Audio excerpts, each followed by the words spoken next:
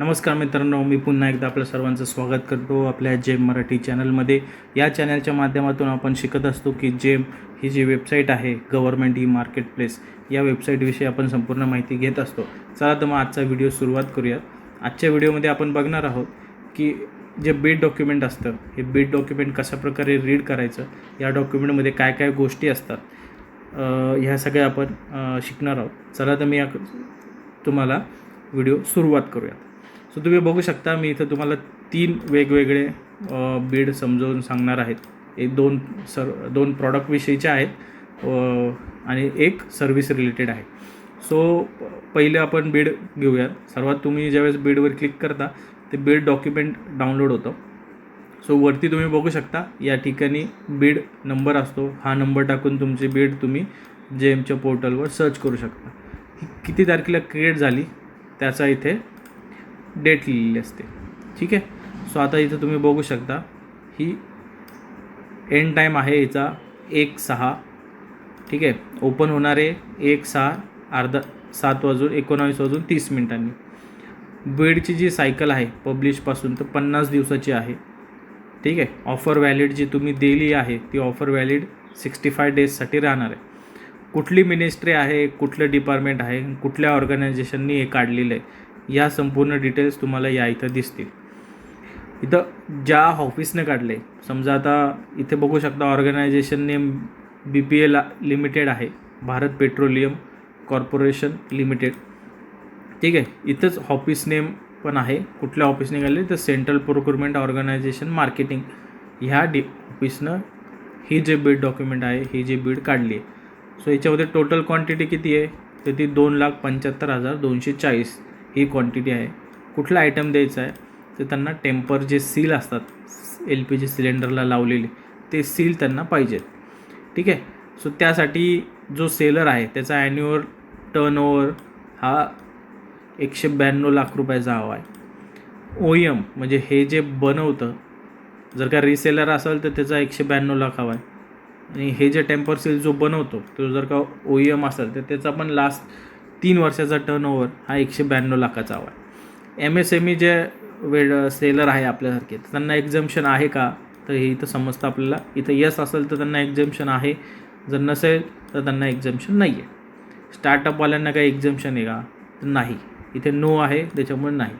इथे जो कॉलम बघू शकता हा सर्वात महत्त्वाचा कॉलम आहे, तो म्हणजे डॉक्युमेंट्स. कुठले डॉक्युमेंट्स या टेंडरमध्ये पार्टिसिपेट करण्यासाठी, या टेंडरमध्ये भाग घेण्यासाठी आपल्याला लागणार आहे ते आपल्याला इथे समजतात. डॉक्युमेंट रिक्वायर्ड फ्रॉम सेलर, यामध्ये पुष्कळ सारे डॉक्युमेंट्स लिहिलेले असू शकतात. सो हे डॉक्युमेंट कुठले कुठले असतात ते आपल्याला इथून समजू शकतं. सो इथे तुम्ही बघू शकता, इथं पास्ट परफॉर्मन्स आहे, टर्नओव्हर आहे, सर्टिफिकेट रिक्वेस्टेड इन ATC. हे सर्टिफिकेट रिक्वेस्टेड इन ATC काय असतं हे मी तुम्हाला मागच्या व्हिडिओमध्ये सांगितलं आहे. तो व्हिडिओ तुम्ही माझ्या यूट्यूब चॅनलला जाऊन बघू शकता. दुसरा सर्वात महत्त्वाचा म्हणजे पास्ट परफॉर्मन्स 20%.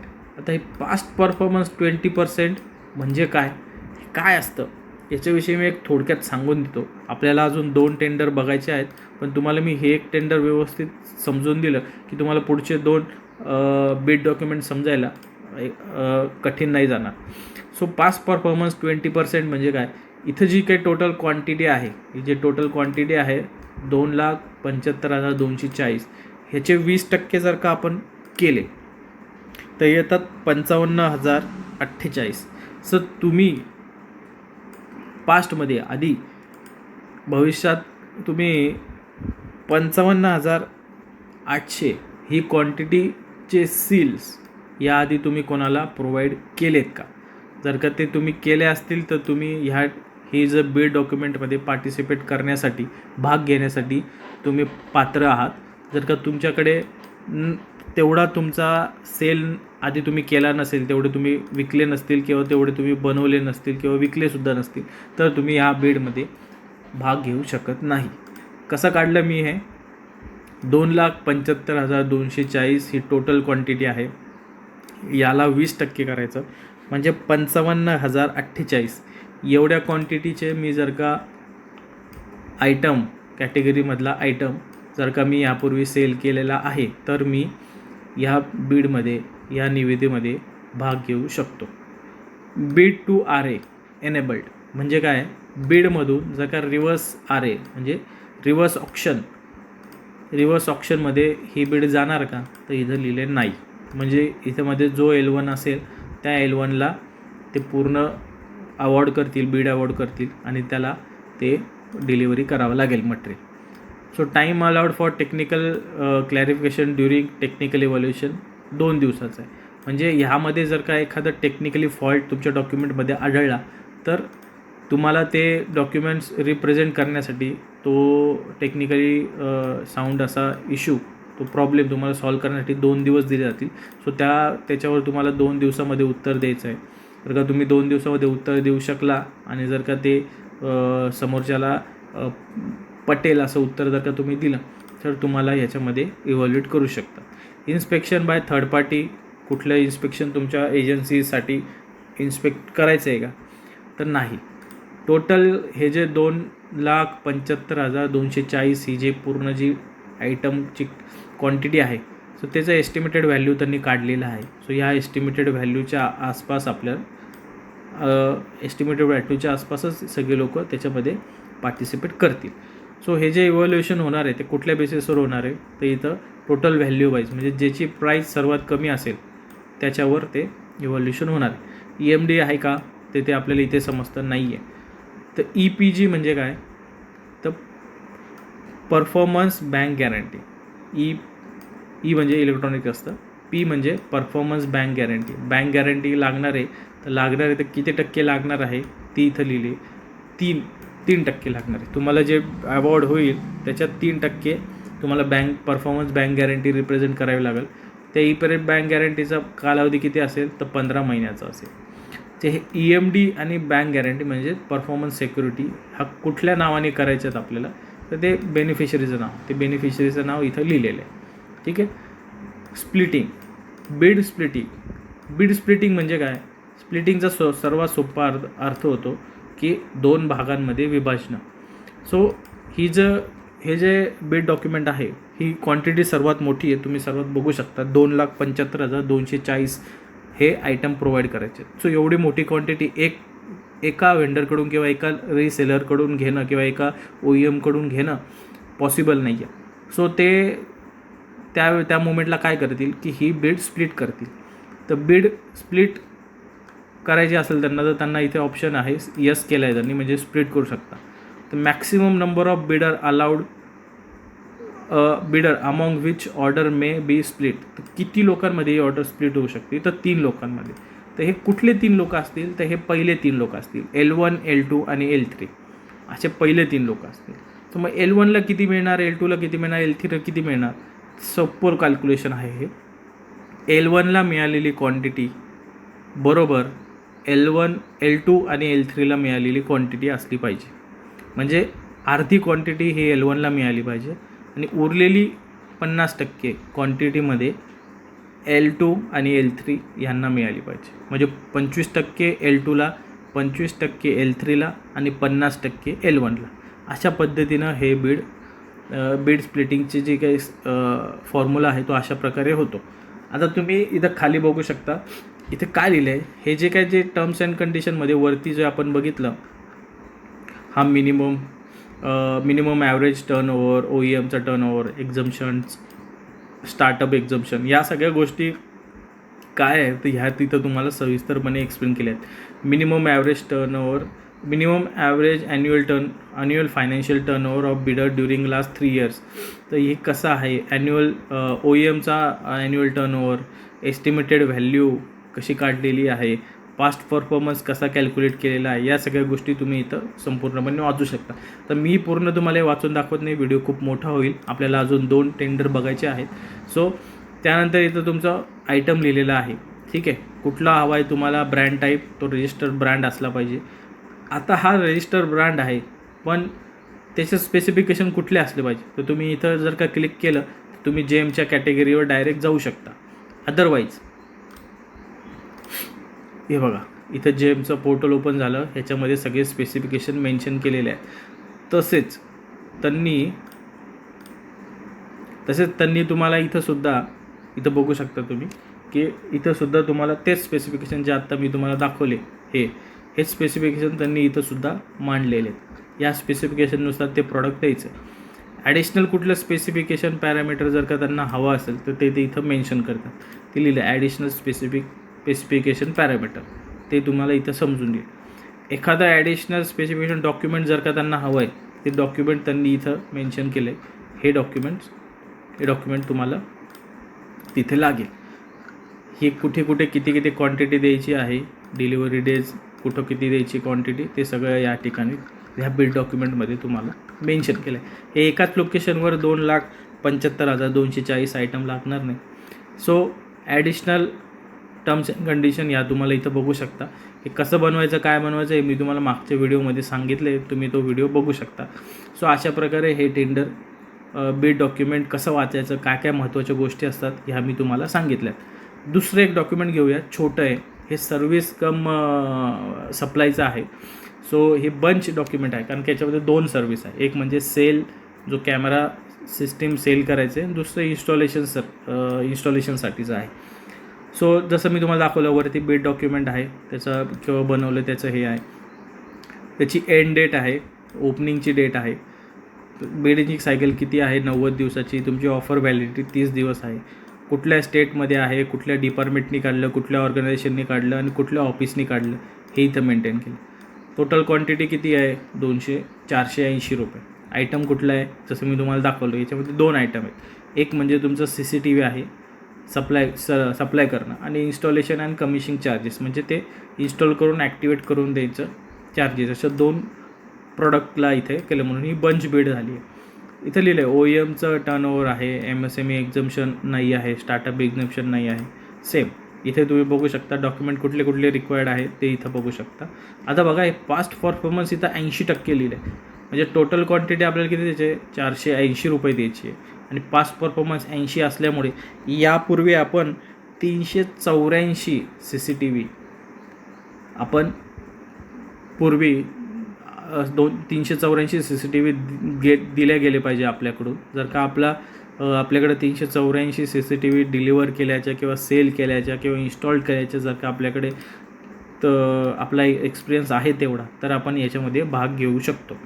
इथं बघू शकता तुम्ही बिड टू RA एनेबल्ड यस केलं आहे. याचा अर्थ काय, पूर्वीच्या टेंडरमध्ये आपण बघितलं होतं ह्या बिड डॉक्युमेंटमध्ये की बिड टू RA नो केलं होतं. याचा अर्थ काय होतं की तुम्ही हे RAमध्ये टाकू शकत नाही, रिव्हर्स ऑप्शनमध्ये टाकू शकत नाही. पण हे डॉक्युमेंट रिव्हर्स RAमध्ये जाऊ शकतं.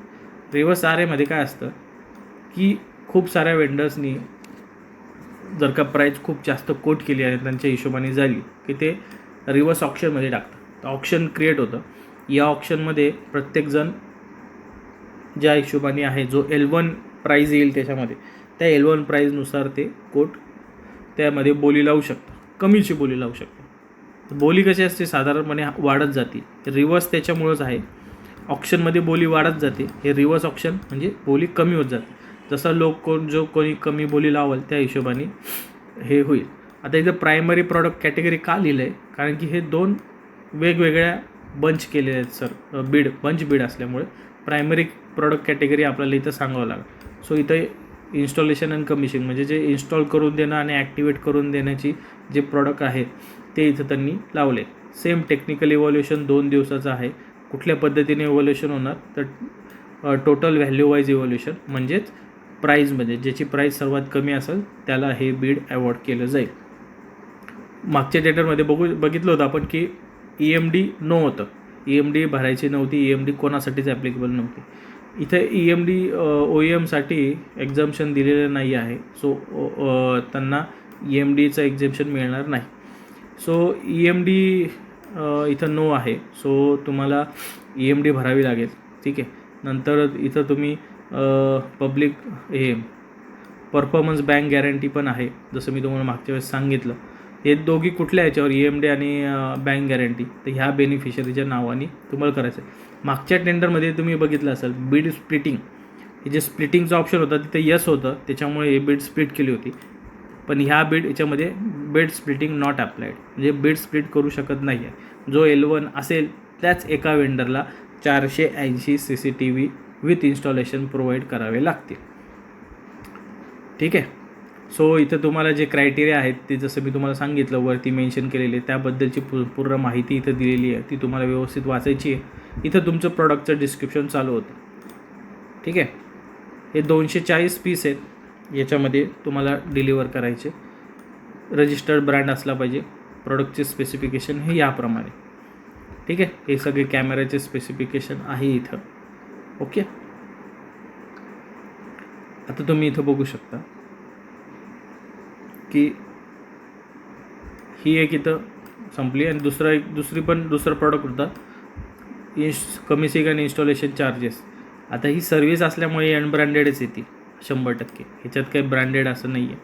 ते पण 240 CCTV घेतले, 240 CCTVसाठी लागणार आहे. सो त्याच्यामुळं हे सगळं इन्स्टॉलेशनचे चार्जेस इथं लावलेले. ठीक आहे. आता इथं तुम्ही बघू शकता स्पेशल टर्म्स अँड कंडिशन. आता इन्स्टॉलेशनच्या ह्याच्यात स्पेशल टर्म्स अँड कंडिशन काय लागणार आहे त्या बायरने इथं मेन्शन केल्यात. प्लस ह्याच्याविषयी काय ATC डॉक्युमेंटमध्ये काय गोष्टी आहे ते तुम्हाला इथं समजून येईल. अशा प्रकारे हे संपूर्ण बिड डॉक्युमेंट तुम्हाला वाचायचं आहे. यामध्ये काय गोष्टी आहेत ते कशा समजून घ्यायच्या हे मी तुम्हाला दाखवलं. सगळ्यात महत्त्वाचे कुठले इश्यू असतात तेही मी तुम्हाला सांगितलं. आता आपण 2 बघितलं, हेही प्रॉडक्टचं होतं, हे CCTVच्या प्रॉडक्टचं होतं. आणि आता आपण सर्व्हिसचं बघूया. सर्व्हिसचं टेंडर कसं प्रकारे असतं. सिम्पल आहे. जसं मी तुम्हाला आधीच्या 2 गोष्टी सांगितल्या त्या इथपर्यंत आयटम कॅटेगरीपर्यंत सगळ्या गोष्टी सेम असतात. इथे एक कॉलम ॲड होतो तो म्हणजे कॉन्ट्रॅक्ट पिरियड. ही जी सर्व्हिस जो आहे, जे सेवा पुरवठादार आहे त्यांना ही सेवा किती वर्षासाठी द्यायची, हा त्यांच्यासोबत करार किती वर्षासाठी केला जाईल ते इथं नमूद केलं आहे. हा 1 वर्षासाठी केला जाईल. ठीक आहे. बाकीचं ह्याच्यामध्ये जे काही गोष्टी आहेत त्या सगळ्या ज्या प्रॉडक्टमध्ये असतात त्या सगळ्या तशाच्या तशा याच्यामध्ये दिलेल्या असतात. सो इथं तुम्ही बघू शकता तुम्हाला काय आहे. एक याच्यामध्ये ॲडिशनल स्पेसिफिकेशन डॉक्युमेंटमध्ये एक गोष्ट ॲड होती की तुम्ही जे ह्याच्यामध्ये देणार आहात त्याचे मिनिमम वेजेस इथं ऑलरेडी आलेले असतात. ठीक आहे. त्या हिशोबाने इथं सगळ्या गोष्टी मेन्शन केलेल्या असतात.